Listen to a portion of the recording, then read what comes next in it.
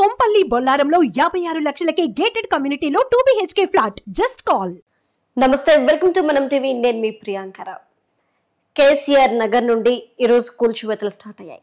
అంటే Hydraa bullet speed తో దూసుకుపోతున్నప్పటికీ కూడాను మధ్య తరగతి అలానే పేదవారి కుటుంబ అంటే ఆ ఇండ్లన్నీ కూల్చడం అనేది ఈరోజు ఒక ప్రశ్నగా మారింది. అంటే వారి ఆవేదన తర్వాత వారు ఎక్కడికి వెళ్ళాలి అన్న ప్రశ్న వాళ్ళు ఉత్పన్నమవుతుంది. మరి గవర్నమెంట్ వాళ్ళకి ఏమైనా దారి చూపిస్తుందా, లేదంటే ఈలోపే ఈ విధంగా హైడ్రా కూల్చివేతలు వెళ్తూ ఉంటే ఎంతైతే మంచిని సేకరించిందో హైడ్రా ఇప్పుడు అంతే వ్యతిరేకతను కూడగట్టుకునే అవకాశాలు ఎక్కువ ఉన్నాయి. మరి ఇది ఎంతవరకు సమంజసం అనే విషయాల్ని మనతో డిస్కస్ చేయడానికి ఈరోజు మనతో పాటు ప్రముఖ పొలిటికల్ అనలిస్ట్ కొత్త రవీంద్ర బాబు గారు ఉన్నారు. వారితో మాట్లాడి మరిన్ని విషయాలు తెలుసుకుందాం. నమస్కారం సార్. నమస్తే ప్రియాంక. సార్, ఒక విధంగా చూసుకుంటే హైడ్రా బుల్లెట్ స్పీడ్ తో దూసుకుపోతుంది. ఇదే క్రమంలో ఎంత పాజిటివిటీని అయితే మూటగట్టుకుంటుందో అంత నెగిటివిటీని కూడా హైడ్రా మూటగట్టుకుంటుంది. ఈ రోజు చూస్తే గనక మూసీ నదిని పరిరక్షించడం కోసం ఎక్కడైతే FTL బఫర్ జోన్లో ఇల్లులు కట్టుకున్నారో వాటన్నిటిని కూడా కూల్చేసింది. అక్కడ ఉన్న వాళ్ళు భిక్షాటులు కాదు, మధ్య తరగతి కుటుంబాలు. అంటే ఒక్కసారిగా ఎలాంటి ముందస్తు నోటిఫికేషన్ ఇవ్వకపోవడం వల్ల ఆ కుటుంబాలన్నీ కూడా రోడ్డుని పడుతున్నాయి.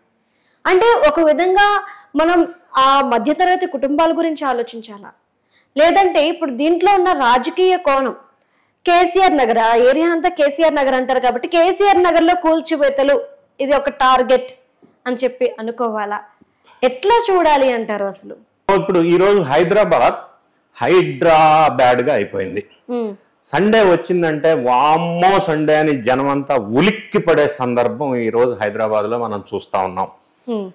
మొదలుగా హైడ్రా లక్ష్యం ఏదైతే ఉందో చెరువుల్ని కాపాడాలా, తద్వారా హైదరాబాద్ లో ఫ్లడ్స్ ని అరికట్టాలా, గవర్నమెంట్ స్థలాల్ని కాపాడాలా, రక్షించాలా, చెరువులకు పునర్జీవనం తీసుకురావాలా అనే ఉద్దేశం ఏదైతే ఉందో దాన్ని మనస్ఫూర్తిగా అభినందించవలసిన అవసరం ఉంది. ఆ ఉద్దేశం ద్వారా జీవో నంబర్ 99 రిలీజ్ చేస్తూ హైడ్రా అనేది కాన్స్టిట్యూట్ చేశారు. ఇనీషియల్ గా హైడ్రా ఫామ్ అయిన సందర్భంలో ఫస్ట్ టార్గెట్ హైడ్రా వాళ్ళు చెప్పింది ఏంటంటే, మొదలుగా పెద్ద పెద్ద భూ కబ్జాదారులు, కమర్షియల్ పర్పస్ తో వ్యాపారం చేస్తున్న వాళ్ళు, ఎక్కడైతే గవర్నమెంట్ స్థలాల్లో కానీ చెరువుల కబ్జాలు పెట్టి కానీ చేస్తున్న వాళ్ళ మీద కొరడా జులిపిస్తే అక్కడి నుంచి ఎప్పుడు కూడా ఒక జీవో కానీ ఒక చట్టం కానీ ఇంప్లిమెంట్ అవ్వాలంటే ఈ టాప్ టు బాటం కాదు, బాటం టాప్ నుంచి కిందకి రావాలా, కింద నుంచి పైకి కాదు. సో మొదలు హైడ్రా బాగా ప్రజాదరణ వచ్చింది ఎందుకంటే ఎన్ కన్వెన్షన్ లాంటి పెద్ద పెద్ద బడా భూ కబ్జాదారులు, కమర్షియల్ షెడ్లు, వ్యాపారస్తులు ఇటువంటి మీద కొరడా జులిపించడం వల్ల ప్రజలంతా సంతోషించారు, మంచిది చెరువులను కాపాడండి అని అభినందించారు. ఈ రోజు హైడ్రా మీద జనంలో వ్యతిరేకత పెరగటానికి కారణం ఏమంటే, సామాన్య మధ్యతరగతి ప్రజల మీద ఎప్పుడైతే నోటీసు లేకుండా లేకపోతే ఇన్ఫర్మేషన్ లేకుండా హ్యూమన్ యాంగిల్, మానవీయ కోణం లేకుండా కూల్చివేతలు జరుగుతున్నాయో న్యాచురల్ గా ప్రజల్లో వ్యతిరేకత స్టార్ట్ అయింది. సో హైడ్రా మొదలే ఫస్ట్ ఫామ్ అయ్యి యాక్షన్ లో దిగే ముందే ఏమి చేసి ఉండవలసిందంటే ప్రజల్లో ఫస్ట్ అవేర్నెస్ కలిగించి ఉండవలసింది. అసలు హైడ్రా జీవో నంబర్ 99కి లీగల్ శాంటిటీ లేదు, దాన్ని చట్టబద్ధత చేయవలసిన అవసరం ఉంది. దాన్ని జీవో ద్వారా చేస్తారా లేకపోతే ఆర్డినెన్స్ ద్వారా చేస్తారా, చట్టం తీసుకొస్తారా? రెండోది, జీవో రిలీజ్ చేశాము ఇది కూడా చట్టబద్ధత అని రంగనాథ్ గారు మొన్న నాతోనే టీవీ డిబేట్ లో చెప్పారు. నేనేమంటా అంటే, ఒక జీవో రిలీజ్ చేసినా, చట్టం చేసినా, ఆర్డినెన్స్ చేసినా ఈ విస్తృత స్థాయి చర్చలు జరగాల స్టేక్ హోల్డర్ తోటి. అప్పుడు కానీ ఆ విస్తృత స్థాయి చర్చల్లో కన్సెన్సస్ వచ్చిన తర్వాత ఆ జీవో కానీ ఆర్డినెన్స్ కానీ చట్టం కానీ తీసుకురావాల్సిన అవసరం ఉంది. దాని తర్వాత దాని మీద ఒక అవేర్నెస్, అవగాహన కల్పించాలా. ఈ హైడ్రా యాక్షన్ లోకి దిగే ముందే ఇది FTL, ఇది బఫరు, ఈ ఏరియా మార్కింగ్స్ అన్ని చేయటం, ప్రజల్లో ఒక అవేర్నెస్ కలిగించటం, ఇవన్నీ చేసి ఉండటం వల్ల ప్రజలు ట్రాన్స్పరెన్సీ ఒకటి లోపించింది. ట్రాన్స్పరెంట్ గా ఉండి హైడ్రా యాక్షన్ ప్లాన్ ఏంటి, విధి విధానాలు ఏంటి, ఏ ఇళ్ళు మొదలు కూలగొడతారు, డిమాలిషన్ షెడ్యూల్ ఏంటి, ఎక్కడ ఏ ఏరియాలో చేయబోతున్నారు, దానికి నోటీసులు ఇవ్వటం, ఇవన్నీ చేయాలా. దీనికి హైడ్రా కమిషన్ రంగనాథ్ గారు సమర్థించుకునే ప్రయత్నంలో ఏమన్నారంటే, ఈ మధ్య కాలంలో లేదు సుప్రీంకోర్టు కేసు లాస్ ఉన్నాయి అన్నారు. సుప్రీంకోర్టు కేసు లాస్ ఉన్నాయి, ఏమున్నాయంటే సుప్రీంకోర్టు ఏం చెప్పిందంటే, ఈ చెరువులు లోపల FTL బఫర్లోను అక్రమ కట్టడాలు ఉండకూడదు, డిమాలిష్ చేయండి by following the due process. వీళ్ళు ఏమంటున్నారు, డిమాలిష్ చేస్తున్నారు. ఈ లాస్ట్ వర్డ్ వదిలేశారు, by following the due process. By following the due process అంటే వాడికి ఇంటిమేట్ చేయాలా, ఇన్ఫర్మేషన్ ఇవ్వాలా, నోటీస్ ఇవ్వాలా, అవకాశం ఇవ్వాలి కదా. ఇవ్వకుండా కూల్చివేయటం వల్ల ఒకటి. రెండోది, నేను ప్రత్యక్షంగా చూశాను, ఇంట్లో సామాను బయటికి తీసుకెళ్తాను మరో 1 గంట టైం ఇవ్వండి అని అంటే ఇవ్వట్లేదు. అంటే మానవీయ కోణం లోపించింది అక్కడ. ఇంట్లో సామాను ధ్వంసం చేసే అధికారం హైడ్రాకి ఎవడిచ్చాడు? నా సామాను నేను ఇంట్లో నుంచి బయటికి తీసుకెళ్ళకూడదా? రెండోది, ఇప్పుడు ఫస్ట్ స్టార్ట్ చేసేటప్పుడే వీటికి పర్మిషన్లు ఇచ్చినవాడు ఎవడు? వాడు ప్రథమ ముద్దాయి. పర్మిషన్లు ఇచ్చిన తర్వాత గవర్నమెంట్ బ్యాంకుల ద్వారా లోన్లు తీసుకున్నారు. ఆ లోన్లు ఇచ్చేటప్పుడు వాడు లీగల్ ఒపీనియన్ తీసుకొని లోన్లు ఇచ్చారు. మరి లోన్లు ఇచ్చిన వాడు ముద్దాయి కాదా? పర్మిషన్ ఇచ్చినవాడు ముద్దాయి కాదా? కట్టిన బిల్డర్ ముద్దాయి కాదా? అంటే పాపం వాడిది, శాపం వీడికా? అది మానవీయ కోణం లోపించడం వల్ల జరిగింది. ట్రాన్స్పరెన్సీ ఒకటి లేదు. మూడోది, ఇప్పుడు మనకి ఏ చట్టమైనా గవర్నమెంట్ పని ఏంటి? కూడు గూడు బట్ట విద్య వైద్యం. జనం ఇళ్ళు నివసిస్తూ ఉంటే అందులో నుంచి బయటికి రోడ్డు మీదకు దొబ్బేసి వాడికి ఇల్లు లేకుండా చేస్తే వాడికి ఇల్లు ఇవ్వవలసిన బాధ్యత గవర్నమెంట్దే కదా మరి. ఇప్పుడు ఫర్ ఎగ్జాంపుల్, ఇదే గవర్నమెంట్ ల్యాండ్ ఏదైతే ఉందో, పేదలకి నిరుపేదలకి ఇల్లు లేని వాళ్ళకి గవర్నమెంట్ ల్యాండ్ లో ఒకవేళ అసైన్డ్ భూమి కనుక ఇచ్చుంటే, దాన్ని మళ్ళీ ఇన్ కేస్ గవర్నమెంట్ ఏదో కారణం వల్ల అసైన్ భూమి వాళ్ళకి ఇచ్చింది వెనక్కి తీసుకోవాలి అని అంటే జస్ట్ లైక్ దట్ తీసుకోవడానికి లేదు. As per the land acquisition and rehabilitation act 2013, LA act అంటారు. ఆ యాక్ట్ ప్రకారం వాళ్ళ కాంపన్సేషన్ పే చేసిన తర్వాత మాత్రమే అసైన్ ల్యాండ్ వాడికి బ్యాక్ తీసుకోవాలా. సో ఇప్పుడు వీళ్ళు చేస్తున్న పని ఏంటి?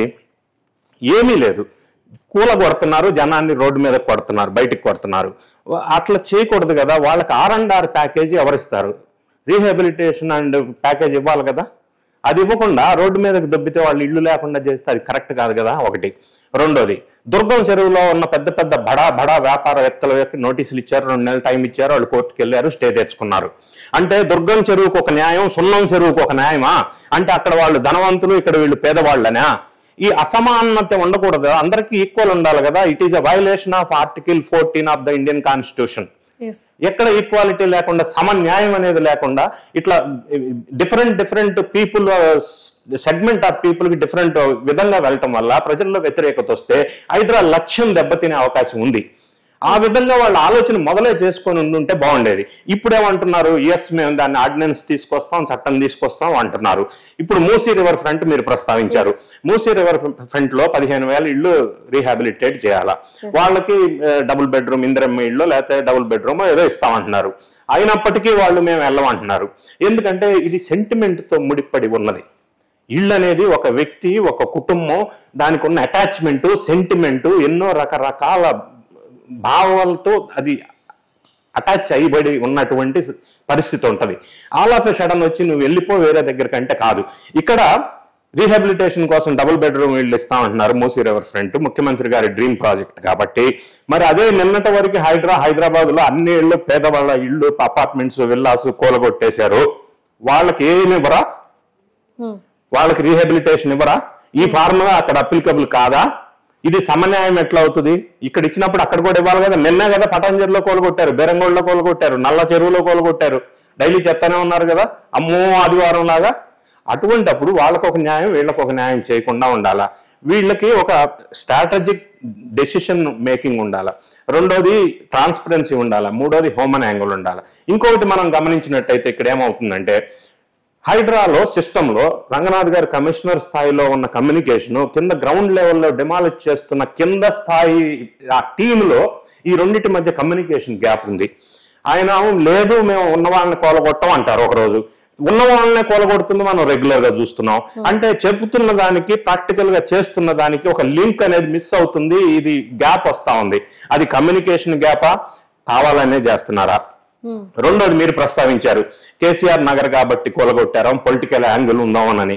పొలిటికల్ యాంగిల్ ఉంది అని నేను అనజాలను, పొలిటికల్ స్టేట్మెంట్ ఇవ్వలేను. కానీ అది ఏ నగర్ పేరు పెట్టినా కూడా మూసీ రివర్ ఫ్రంట్ ప్రాజెక్ట్ కి అది ఆవశ్యకత ఉంది. ఒకటి, మూసీ రివర్ ని కాపాడాలా, దాని అక్రమ కట్టడాలు నిర్మూలించాలా అని ఒక పెద్ద larger interest of the community ఆ నిర్ణయం తీసుకొని ఉండొచ్చు. కానీ ఇది ఒక విధి విధానాలతో పొయ్యి ఉన్నట్టయితే, ఒక ట్రాన్స్పరెంట్ హ్యూమన్ యాంగిల్ ఉంటే హైడ్రాకి ఇంకా ప్రజల్లో మంచి ఆదరణ వచ్చేది. హైడ్రా లక్ష్యం, పర్పస్ ఏదైతే ఉందో అది బాగా అచీవ్ చేసేవాళ్ళు అనేది నాకు అనిపిస్తా ఉంది. Okay, right. Thank you so much sir. Thank you.